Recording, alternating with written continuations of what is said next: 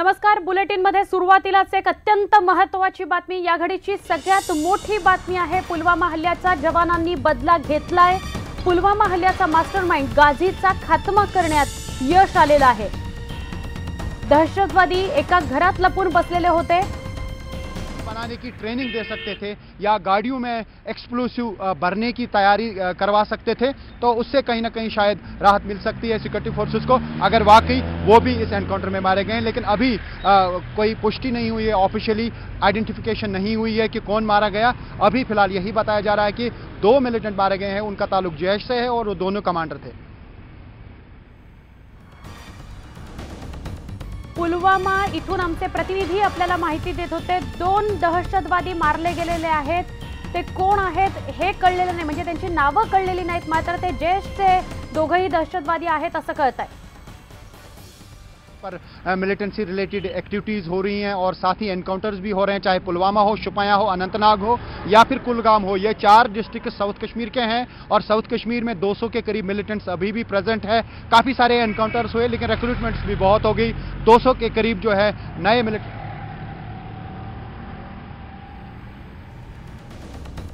दहशतवाद्यांचा अजूनही शोध सुरू आहे अशी माहिती आमचे प्रतिनिधी देत आहेत. पुलवामा इथे ते उपस्थित आहेत आणि ते आपल्याला सांगतायत की पुलवामा हल्ल्यामध्ये जवानांनी बदला घेतलेला आहे. 2 दहशतवाद्यांना कंठस्नान घालण्यात यश आलेलं आहे.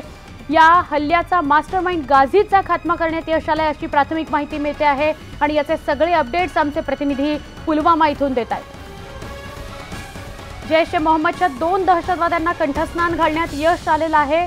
या 2 दहशतवाद्यांविषयीची अधिकृत माहिती समोर यायची आहे, मात्र त्यातला एक जो या सगळ्या हल्ल्याचा मास्टरमाइंड होता गाझी, त्याचा खात्मा करण्यात यश आलेलं आहे.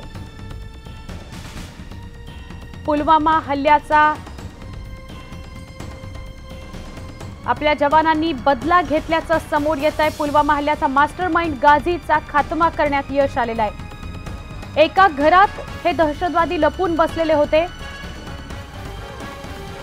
2 दहशतवाद्यांना कंठस्नान घालण्यात जवानांना यश आलंय. जैशचे हे दोघंही दहशतवादी आहेत अशी माहिती मिळतेय. ज्या घरात अतिरेकी लपून बसलेले होते ते घर जवानांनी उडवून दिलेलं आहे. आमचे प्रतिनिधी प्रशांत लीला रामदास यांच्याकडून अधिक माहिती घेऊया. प्रशांत, काय सांगाल, काय अपडेट आहे?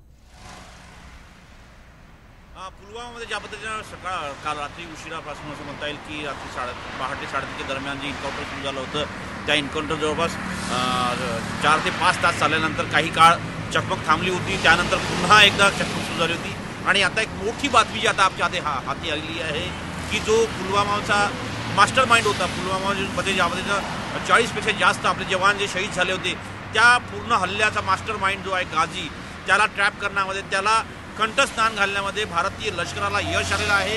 ही मोठी बातमी असं म्हणता येईल. सोबत याशिवाय एक अजून जो जैश ए मोहम्मदचा जो दहशतवादी आहे त्याला देखील कंठस्नान घालण्यात यश आलेलं आहे. 3 दहशतवाद्यांचा खात्मा करण्यात भारतीय लष्कराला यश आल्याची माहिती प्राप्त झालेली आहे. आपल्याला माहिती आहे 4पेक्षा जास्त दहशतवादी हे त्या घरात लपून बसले होते आणि ज्यामध्ये सर्च ऑपरेशन सुरू असताना या दहशतवाद्यांनी थेट गोळीबार भारतीय लष्करावर केला आणि भारतीय लष्कराचे जवळपास 4 जवान जे शहीद झाले त्यामध्ये एका मेजरचा समावेश देखील आहे.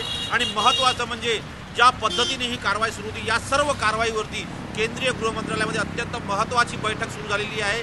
या बैठकीमध्ये रॉचे प्रमुख आहेत, IBचे प्रमुख आहेत, केंद्रीय गृहमंत्रालयाचे अनेक ज्येष्ठ अधिकारी उपस्थित आहेत आणि या बैठकीच्या माध्यमातून स्पष्ट करण्यात येत आहे की आता आम्ही दहशतवाद्यांचा कुठलाही हल्ला सामावून घेणार नाही. कुठला हल्ला आम्ही ज्यामध्ये हल्ल्याचा बिमोड करण्याचा प्रयत्न करतो. ऑपरेशन झिरो अजून तीव्र गतीने राबवण्याचा प्रयत्न या बैठकीत होण्याची शक्यता आहे. स्टुडिओ नक्की. प्रशांत, अजून सुद्धा शोध मोहीम, सर्च ऑपरेशन अजूनही सुरू आहे का?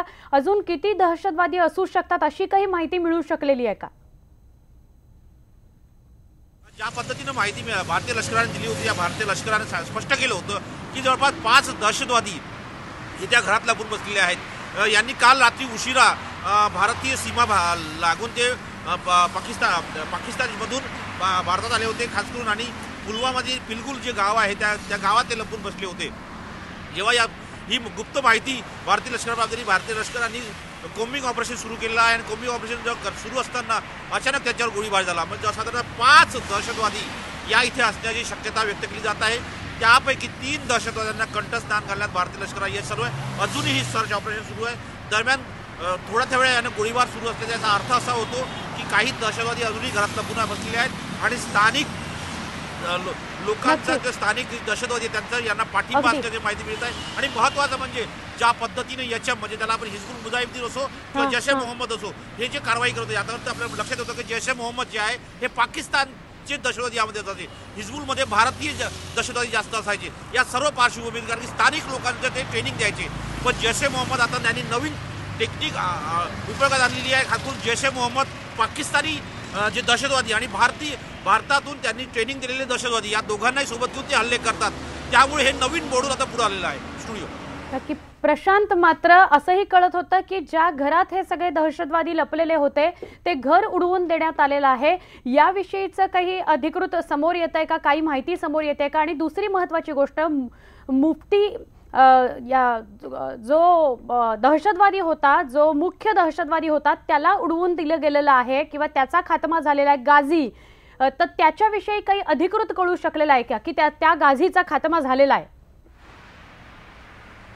गाझी जो आहे, गाझीच्या संदर्भात ज्या पद्धतीनं आम्हाला सूत्रांनी माहिती दिली आहे, गाझी मोहम्मद, गाझी तोशीर अशा प्रकारचे नावं त्याचे असायचे। तो पाकिस्तानी आहे आणि ज्या पद्धतीनं त्याने पुलवामा जो हल्ला झाला होता त्याचं पूर्ण म्हणजे त्याचं राईट टू एंडपर्यंत म्हणजे स्टार्ट टू एंडपर्यंत जे प्लॅनिंग होतं त्याचं जे संपूर्ण प्लॅनिंग त्यांनी केलं होतं आणि सोबतच त्याच्यामध्ये ज्या पद्धतीनं माहिती मिळत होती या सगळ्या पार्श्वभूमीवरती ते घर उडवण्यात आलेलं आहे। जे निवासस्थानी होते, जिथे लपून बसलेले दहशतवादी ते उडवलेलं आहे आणि आता ज्या घरामध्ये लपून बसलेले दहशतवादी होऊ शकतं या हल्ल्याच्या वेळेस ते काही दहशतवादी बाहेर पडले असेल, कारण की ज्या पद्धतीनं गोळीबार भारतीय लष्करावरती सुरू होता त्यात मोठ्या संख्येने गोळीबार सुरू होते, याचा अर्थ मोठ्या संख्येने दहशतवादी होते। जेव्हा घर उडवण्याच्या पूर्वी काही दहशतवादी बाहेर पडले असेल आणि त्यांनी लपून पुन्हा गोळीबार सुरू असल्याची सध्या माहिती मिळते। थांबून गोळीबार होतोय। प्रशांत, आम्ही तुमच्याकडे परत येतो अधिक जाणून घेण्यासाठी। आपल्याबरोबर रिफत अब्दुल्ला आमचे प्रतिनिधी सुद्धा उपस्थित आहेत, आपण त्यांच्याकडून अधिक माहिती घेणार आहोत। रिफत, आप क्या बताओगे, दहशतवाद्यांविषयी आता काय माहिती मिळते? हाँ, देखिए जिस तरीके से संदीप का कहना है कि 2 मिलिटेंट जो है उनके मारे जाने की खबर आ रही है। अभी ये कह पाना मुश्किल है कि वो कौन कौन है, क्योंकि अभी आइडेंटिफिकेशन सर्टेन नहीं की गई है, क्योंकि अभी कॉर्डन एंड सर्च ऑपरेशन जारी है। अभी ऑपरेशन खत्म नहीं हुआ, उसके बाद ही डिटेल्स आ सकती है।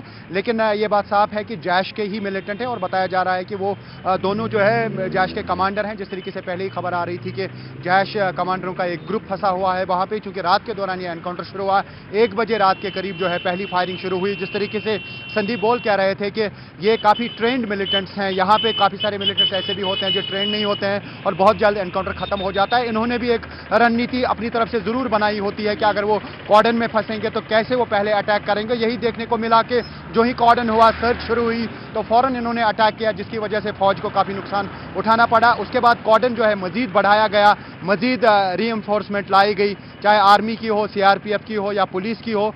तो वहाँ पे अभी ये कहा जा सकता है कि 2 मिलिटेंटों के जो मारे जाने की खबर आ रही है और वो उनकी आइडेंटिफिकेशन अभी नहीं हुई है, अभी उसमें थोड़ा सा टाइम लग सकता है। आपले प्रतिनिधी रिफत अब्दुल्ला तर आपल्या सोबत आहेतच, मात्र आमचे प्रतिनिधी प्रशांत सुद्धा आपल्या सोबत आहेत। प्रशांत, असं कळतंय की आतापर्यंत 2 दहशतवाद्यांना कंठस्नान घालण्यात यश आलंय आणि आपल्याकडे अशी ही माहिती मिळते, म्हणजे हे सगळं खरं तर प्राथमिक माहिती येते, अधिकृत माहिती काही समोर आली आहे का? 3 दहशतवादी मारले गेलेले आहेत का 2 दहशतवादी मारले गेलेत? आणि आत्ताचं अपडेट काही अजून कळतंय का या चकमकी संदर्भातलं? ज्या पद्धतीने माहिती मिळते, एक महत्त्वाचं म्हणजे भारतीय लष्कराने जे दहशतवाद्यांचे जे मृतदेह आहेत ते हस्तगत केले, अजूनही त्यांची आयडेंटिफिकेशन चालू आहे। जोपर्यंत भारतीय लष्कराच्या वतीनं किंवा भारतीय लष्कराचा PRO या संदर्भात स्पष्टपणे सांगत नाही की तो जो दहशतवादी मारला गेला तो कोण आहे, त्या संदर्भात अजूनही स्पष्टपणे बोलणं शक्य नाही आहे। पण ज्या मला सूत्रांनी माहिती दिली आहे की यामध्ये महत्त्वाचं म्हणजे जो मास्टर माइंड आहे गाझी उर्फ मोहम्मद हा मारल्या गेल्याचं, त्याला कंठस्नान घालल्याचं हे स्पष्टपणे आमचे सूत्र सांगत आहे। आणि सोबतच दुसरा जो दहशतवादी आहे त्याच्या संदर्भात अजूनही त्याची ओळख पटवून घेण्याचा प्रयत्न सुरू आहे। आणि महत्त्वाचं म्हणजे तिसरा जो दहशतवादी आहे तो सुद्धा आहे। जे 3 दहशतवादी मारल्याची सूत्राची माहिती आहे, पण 2 दहशतवाद्यांचा कंठस्नान घालताना भारतीय लष्कराला यश आलं आहे हे स्पष्टपणे बोलता येतं। फक्त आपल्याला जोपर्यंत याचं औपचारिकपणे सार्वजनिकपणे याची घोषणा होत नाही तोपर्यंत सूत्रांची माहिती आपल्याला असंच बनावं लागेल। पण ज्या पद्धतीनं भारतीय लष्कराने तयारी केली होती, जसं आपले प्रतिनिधी काश्मीरमधून सांगत होते की महत्त्वाचं म्हणजे प्रथमतः एक छोटा ट्रूप होता, तो भारतीय लष्कराचं जे साधारणतः छोटी तुकडी होती जी साधारणतः या सगळ्या याच्यावरती कारवाई करत होती। पण त्यानंतर अतिरिक्त कुमक मागवण्यात आली, अतिरिक्त सैन्यबल मागवण्यात आलं, त्यांनी संपूर्ण गावाला वेढा टाकला आणि ज्या घरामध्ये ते दहशतवादी लपून बसले ते संपूर्ण घर उडवून देण्यात आलेलं आहे। आणि त्यानंतर सोबतच आता युद्ध स्तरावरती सर्च ऑपरेशन सुरू आहे आणि गावातील प्रत्येक ठिकाणी सर्च सुरू आहे की दहशतवादी दुसऱ्या ठिकाणी लपलेत नाहीये। आपल्याला महत्त्वाचं म्हणजे या काळामध्ये जम्मू काश्मीरमध्ये मोठ्या पद्धतीने बर्फवृष्टी होत असते, त्याचाच फायदा हे दहशतवादी घेत असतात। नक्की प्रशांत, जसं कळते की काल साधारणपणे 12:30-1 नंतर ही चकमक सुरू झाली आणि ती चकमक आतापर्यंत अगदी या क्षणापर्यंत सुरू आहे। काही याविषयी सांगू शकाल की कुठल्या भागामध्ये ही चकमक सुरू आहे, कुठे होतं हे घर जे उडवून देण्यात आलं, कुठलं गाव होतं ते, कुठला परिसर होता? हा जो पुलवामा जिल्ह्यातील बिलकुल म्हणून गाव आहे जे साधारणतः भारतीय सीमाला लागून आहे, भारत पाकिस्तानची सीमा आहे त्या सीमेला लागून असलेलं गाव आहे आणि या भागामध्ये मोठ्या संख्येनं दहशतवादी कारवाई होत असतात। दहशतवाद्यांचा मोठ्या संख्येनं संचार आहे अशी ही माहिती प्राप्त झालेली आहे। इथे जैश ए मोहम्मद असो, हिजबुल मुजाहिदीन असो, लष्कर असो, यासारख्या त्या दहशतवादी संघटना आहेत आणि जे नावं बदलून दहशतवादी संघटना तयार होत असतात त्यांचे सगळे मोठ्या संख्येने इथे दहशतवादी असतात आणि खास करून जे परदेशी दहशतवादी आहेत ते या भागात येतात आणि या भागात येऊन इथल्या स्थानिक लोकांना फूस लागून त्यांना दहशतवादी मोहिमेत सहभागी करून घेतात। जसं आपल्याला माहित असेल की जो पुलवामामधील दहशतवादी हल्ला झाला होता, आत्मघाती हल्ला, त्यामध्ये स्थानिक दहशतवादी होते, त्याला ट्रेनिंग देण्यात आलं होतं, त्यामध्ये ते ट्रेनिंग दिलं जातं। आणि महत्त्वाचं म्हणजे हा जो संपूर्ण परिसर आहे या गावामध्ये जे मुख्य ज्या घराला उडून आलं ते गावठाण जे असतं साधारणतः आपल्या भागामध्ये ज्याला आपण गावठाण संबोधलं जातं त्या पद्धतीचे इथे पायऱ्या दूर असे घरं असतात। पण मुख्य ज्या घराच्या बाजूला आजूबाजूला वस्तू आहेत त्या वस्तीतलं मधलं घर आहे जे लपून बसण्यासाठी दहशतवादी उपयोगात आणलं होतं। त्यांना वाटत होतं की या घरात कोणीतरी असेल आणि त्यांना आपण समोर करून या मोहिमेतून म्हणजे या भारतीय लष्करातून पळून जाऊ शकतो, पण असं काही झालं नाही आहे। त्यामुळे सरळ थेट हे घर उडून दिलंय भारतीय लष्कराने, दहशतवाद्यांना कंठस्नान घातलेलं आहे। प्रशांत, तुर्तास धन्यवाद ही सविस्तर माहिती दिल्याबद्दल। जी माहिती मिळते आहे त्या माहितीनुसार 3 दहशतवाद्यांना कंठस्नान घालण्यात यश आलेलं आहे आणि त्यातला या हल्ल्याचा मास्टरमाइंड सुद्धा मारला गेलेला असं कळतंय।